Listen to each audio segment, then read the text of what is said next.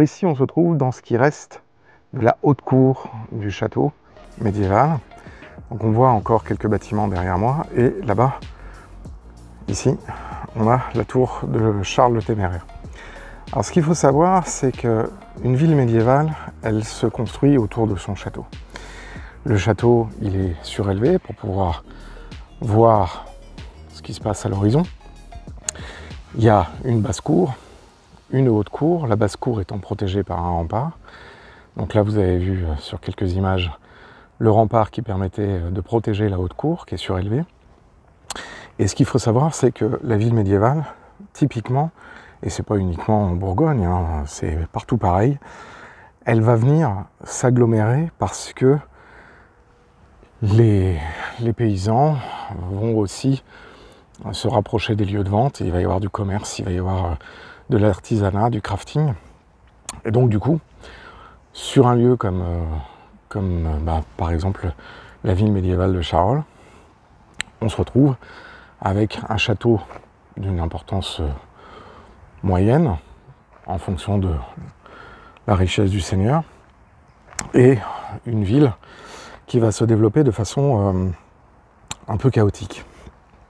Alors, ce qui est important à savoir, c'est que quand on cherche des inspirations, il faut à tout prix essayer de comprendre comment ont été positionnés les éléments d'un château sur une butte. L'autre chose, c'est qu'on est habitué à avoir des villes qui ont subi des transformations, notamment à la fin du XVIIIe et au XIXe et au XXe siècle, avec un urbanisme qui est très très différent que celui auquel on a été confronté jusque-là. Du coup, on est habitué à avoir des rues bien rectilignes, avec des carrefours à angle droit, et en fait, cette configuration-là, elle est très très récente.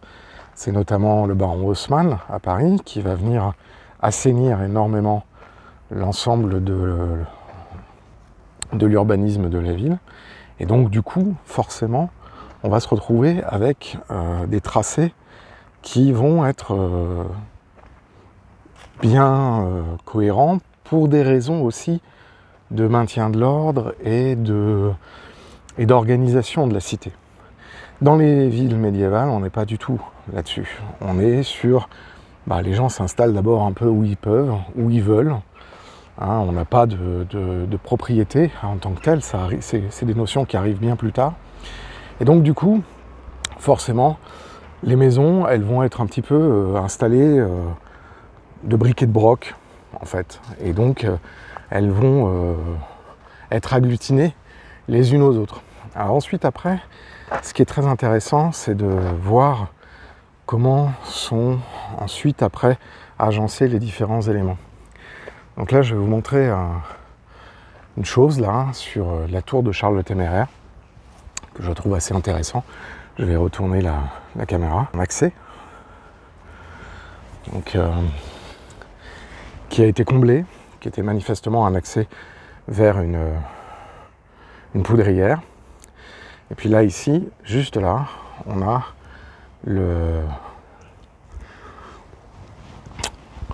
fil du paratonnerre avec un dispositif que je vous montre, qui est le compteur de foudre, qui permet de voir les différents éclairs. Puis là, on a les éclairages modernes.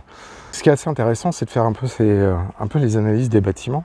Alors pourquoi je suis venu ici et pourquoi je vous parle de ça? Parce que la tour de Charles le Téméraire, et donc le reliquat du château, ont été construits à peu près à la même période que ce que je représente au niveau de la vieille ville de Wissenheim, c'est-à-dire 13, 14, 15e. Donc là, cette tour-là, elle est du 15e siècle.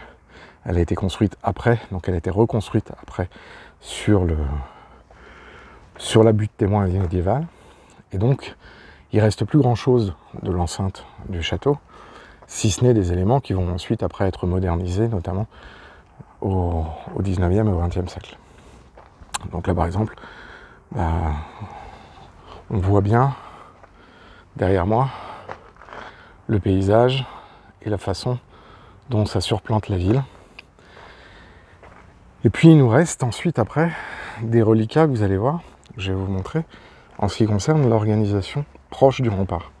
Et c'est ça qui est assez intéressant, c'est justement de voir un petit peu sont organisées les maisons proches du rempart. Alors là, on voit, il y a des trucs un peu destroy, mais on a des jardins, on a des maisons qui sont collées, puis on a des morceaux de rempart, ouais, et on a des tours, une tour là-bas qui a été effondrée.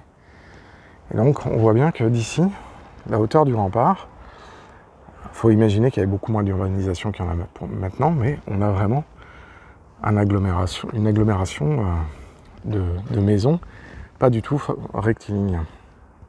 Voilà, donc effectivement, l'inspiration, elle vient sur l'observation du terrain, elle vient sur les photographies qu'on va pouvoir récupérer, et Internet est un formidable outil pour ça, pour venir récupérer des informations et des inspirations. Et donc voilà, c'était pour ça que je voulais interrompre cette vidéo pour vous montrer quelques petites choses avant de reprendre la construction de la vieille ville.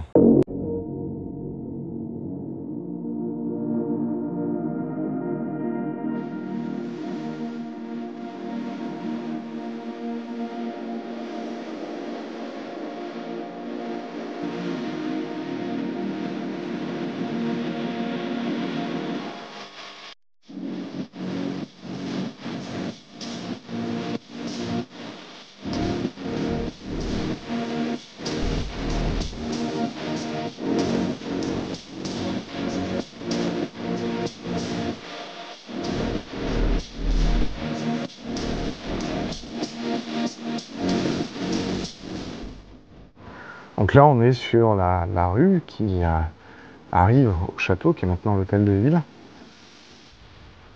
Donc là, on voit vraiment l'entrée médiévale.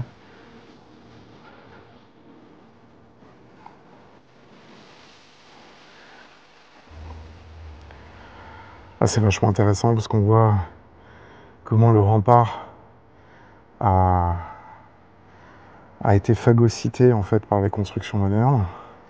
Donc là, on est sur un emplacement d'une ancienne tour, donc qui surveille en fait tout ce panorama. Et là, par contre, on est sur une maison qui est beaucoup plus ancienne, notamment celle qui est là-bas. Et on voit les contreforts du rempart. C'est très très intéressant. Alors il faut savoir que les remparts montaient beaucoup plus haut en fait. Ils ont été partiellement détruits pour notamment effondrer à certains endroits. Donc là on est sur un niveau en fait qui ne représente pas réellement la hauteur réelle du château, puisque on était sur des tours qui étaient beaucoup plus hautes que ça. Voilà. Et donc du coup ici l'enceinte qui est maintenant très paysagée, et en fait ce qui reste de la haute cour du château, alors là l'endroit que je vais parcourir avec vous a été reconstruit dans les années 90, quand il y a eu un effondrement de cette partie-là du rempart, où on a décidé de faire une percée qui permettait de pouvoir accéder en fait à toute une partie de la ville, ce qui donne un sentiment assez étrange d'avoir ce percement qui donne accès. Voilà. Donc là on a du lierre et tout ça qui pousse.